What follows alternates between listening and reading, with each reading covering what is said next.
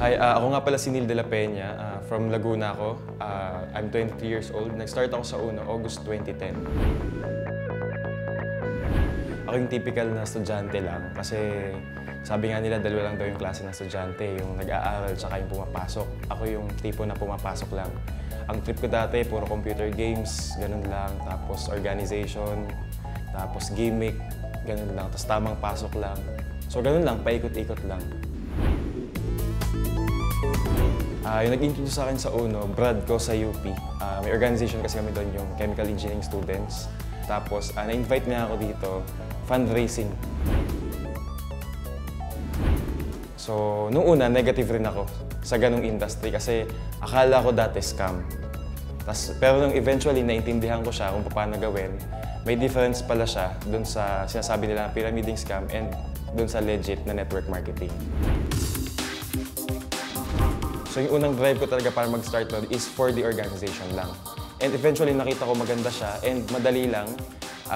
Nagkaroon ako ng personal interest. Kasi yun nga, sabi ko, kesa yung free time ko inaalat ko sa ibang bagay, why not try ko to? Kasi after graduation, kahit ano naman mangyari, hanap kayo ng additional source of income.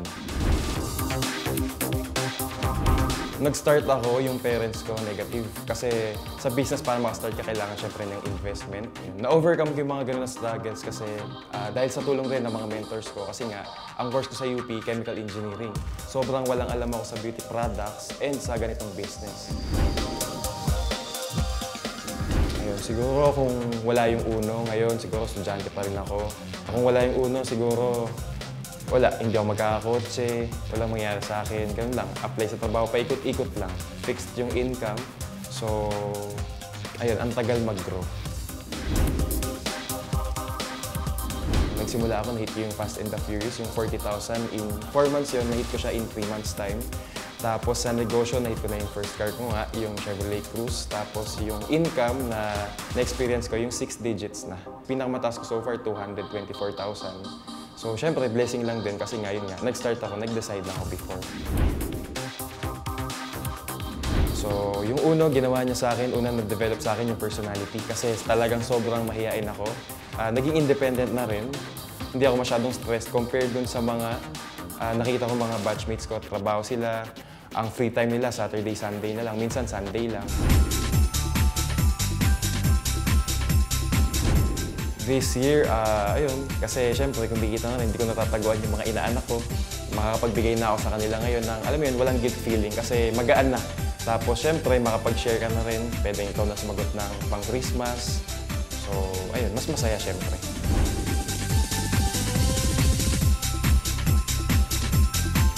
Tapos this Christmas, hopefully, mailabas ko na second car.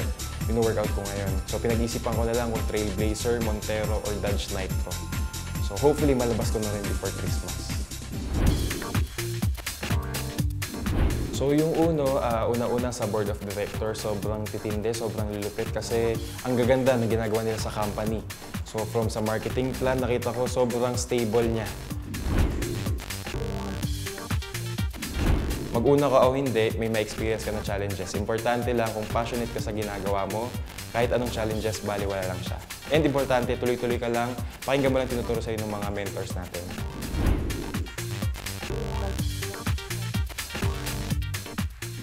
Kapatid, ang point lang dyan, siguro sa ngayon nagdadalawang isip ka, pero darating ang time, resulta lang katapat niyan. Makita mo yung friends mo na pag-iwanan ka na, mapapaisip ka rin. Maniwala ka sa akin, darating ang time kakainin mo rin yung pride mo. Kasi sa UNO, ayan, lahat ng pwede mangyari sa'yo, nandito na.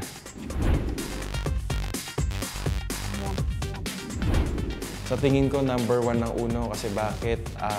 Sa products, unang-una, every 4 months laging may bago. So nakikita mo yung innovation. Sa UNO, we have 30+ products. Tapos may sariling office. Yung ibang company, minsan nagre-rent lang. Hindi naman sa nagbabad mo itong ibang company. Pero iba pa rin syempre pag yung sarili mong lupa, binili ng may-ari. Ako, suggestion ko sa UNO, yun, maganda yung may products, matuloy sana yung every 4 months na nagkakaroon pa rin.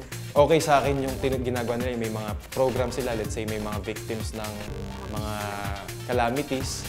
Okay para sa akin yun, malaking bagay yung ginagawa ng UNO sa mga kapwa Pilipino natin.